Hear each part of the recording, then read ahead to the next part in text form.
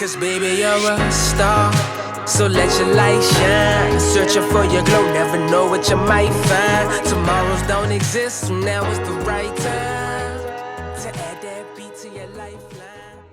You know, what's amazing about that connection piece with the Bissa people in particular is that I was even just talking with a student, how that was so powerful that it's not necessarily just a connection to like, oh, this is your tribe. And in some cases, it could be a people or tribe that no longer exists, but they was able to reconnect with the chief of that same people group and the community as well. So it's literally your uncles, auntie, that's an extended family. Like they were able to touch, feel, and like walk the lands of where your origination or where your birth or where you came out of. That was an amazing piece. Because this is no fairy tale. This is not some historical reference. It's literally life in action.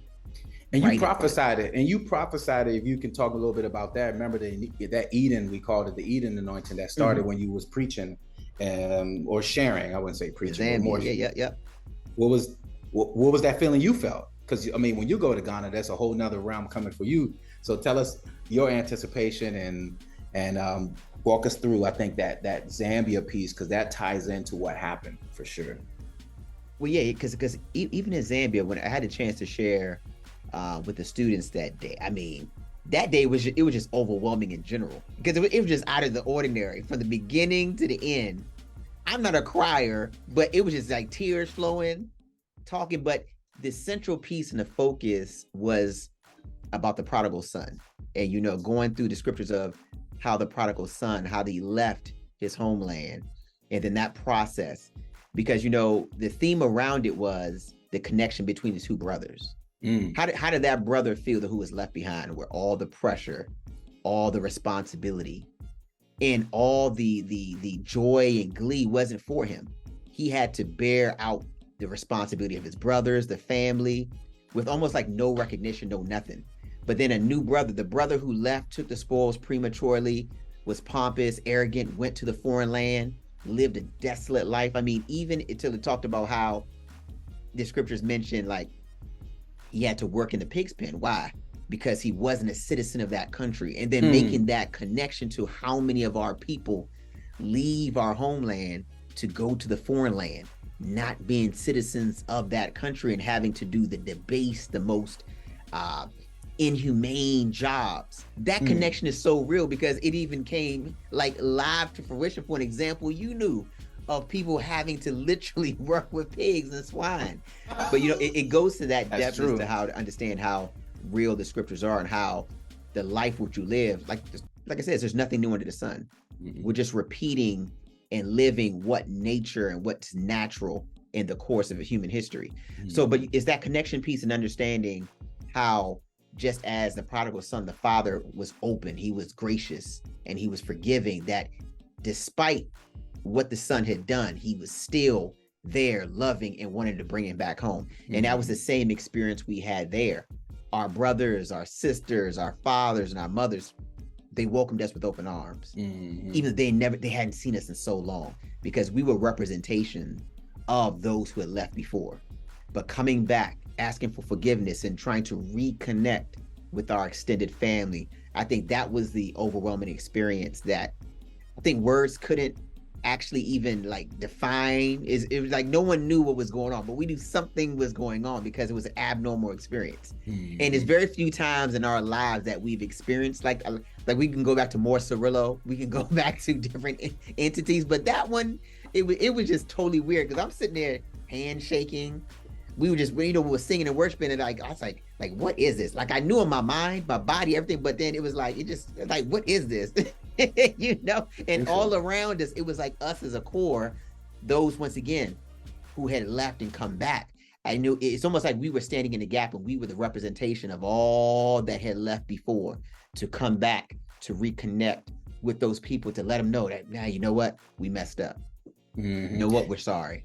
Yeah. You know what? So, and as we talk about it today, how when we always look back to the underdevelopment of the garden, the continent of Africa. Why? Because just as our brother said in Uganda, it's like the brain drain. Our best, our brightest, our most elite, the richest, the wealthiest, they tend to take their resources and give it over to somebody else. Mm-hmm. And then what do? They turn their back, and they turn, they don't reinvest, so to speak, into their homeland, into their own country. So we see where we are today. But how much more now that we're reconnecting and people are starting to wake up all across the globe? A lot of these countries that have been historically run by the Europeans and so on and so forth now say, no, we want to rid ourselves of the stench, of the remedy. And we are willing to take sanctions. We're willing to go without in order to rebuild a fresh start and a renewness. And this is what our people across the globe, once we see that level of unification, just as we saw with that with those brothers there in Alabama, more, it's not even the sense of the brawl, but it's the idea that people came to the defense, like immediately. It was that's the hat. Where the love The is. hat was the most important part of the whole situation that people don't get. He turned it to the back first, and then Alabama said, nah, turn up, do that joint. And that's what pissed dude off. He was like, what? I think it's a joke. Hey. As we said in POC, that was ring the alarm. The alarm is, once that hat went up, everybody was on guard. Everyone was like, oh, to get them. Everyone, they immediately came in full force, unification as one. But that's the power we have as a people. Once we recognize and we see, like, you know what are we doing here? And then we step up and we take and we do what we're supposed to do. Can't no one stop us. Because that's our job. And the beautiful thing, like you talked about when you had, and I've known you for 40 years and never seen a tear ever. And it wasn't because like you're a macho guy. It's just culturally and just the way you emotionally process things. Remember when what's her name, Carmen used to say, if you don't cry, if you don't cry, you're gonna get ulcers. We tried to force the joint, it didn't work. She's like, you're gonna get ulcers, you gotta cry. Shout out to Carmen Blackwell. But the cool thing was, you know, I've heard one of our partners talk about how, you know, they felt so welcomed, and she says she's a crier, if that's a word, you know, she can get really emotional.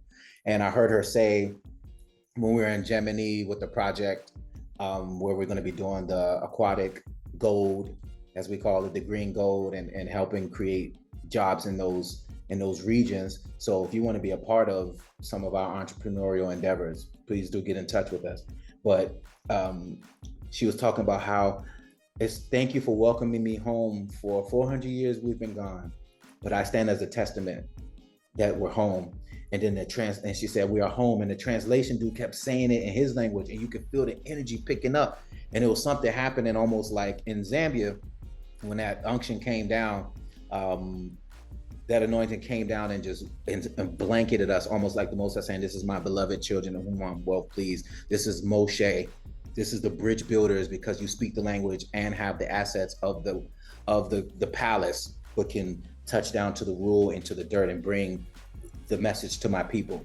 So when I came and I was like, I said my mom and dad, and I had forgotten about them. And certain things stay in you, which is what? Ancestors. Once you tap into the ancestors, what did our brother George Floyd, rest in peace, no rest in power, when he called out for his mom, I was like, and my mom and dad, and then it dawned on me that the fullness of why my parents actually brought us here to be able to then bring the children back home, and for that to be fulfilled in such a significant seed time, or a seed, the ground level.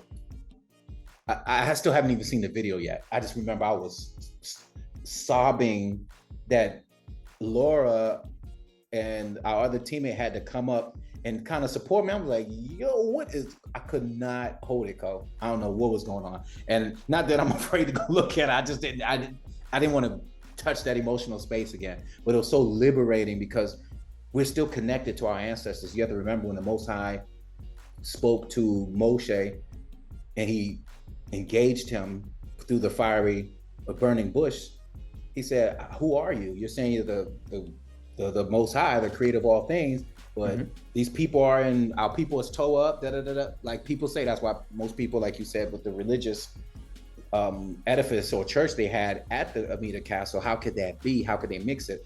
And that was what the first steps for me when I went to Benin, when I saw that they had a Portuguese church there, that it began to shift my understanding and approach to the westernized form of Christianity that has been given to me.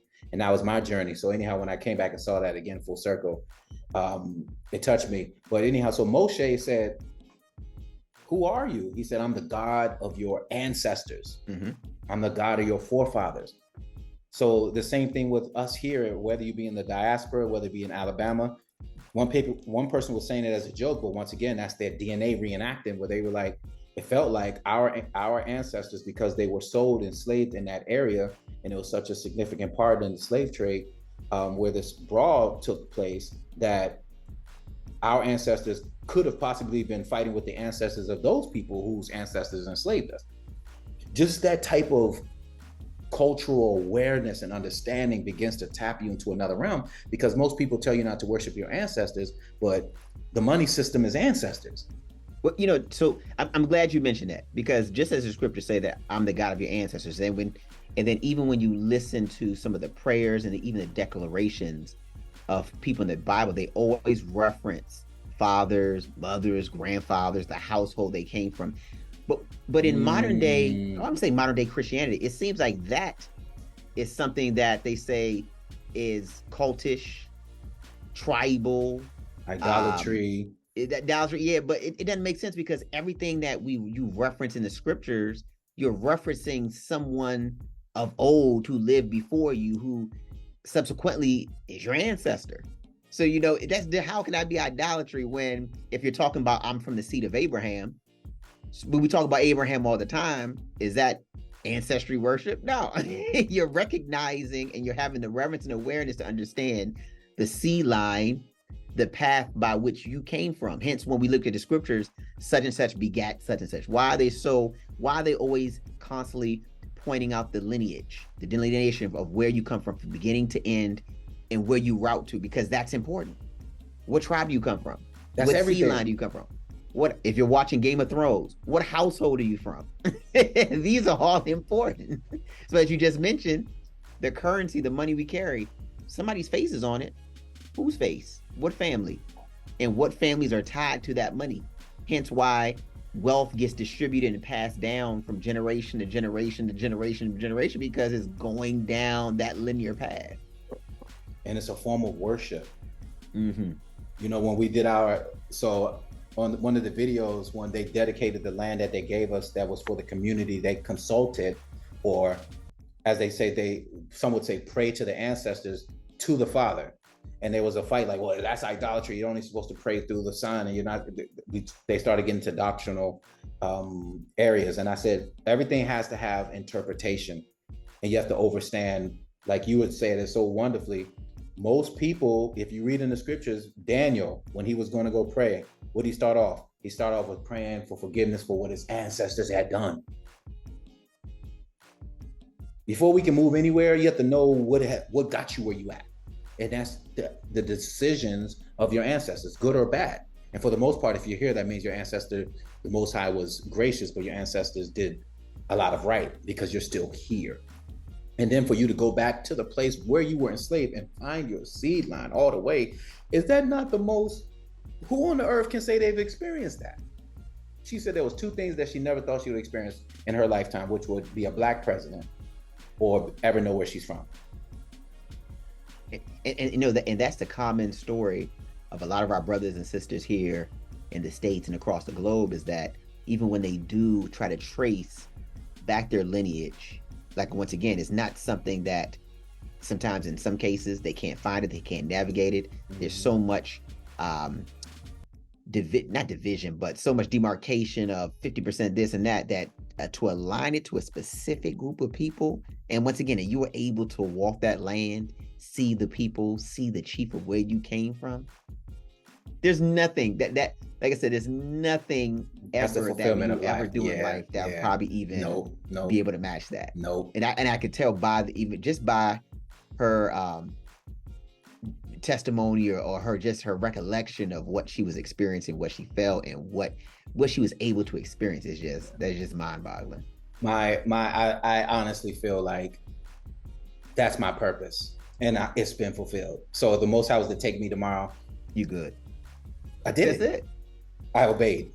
Yeah. That's all that matters. I obeyed. Now, I fought the good fight. You brought the children home. You brought the children home.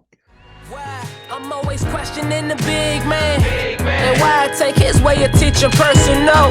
Look, I'm just trying to manifest this big plan, with hopes to fill the void and find a purpose too. I asked why I take so long to write a verse or two. He said I'm trying to work with you, make you much more versatile. Now I'm more for certain of this purpose in my heart. The only way you'll find the light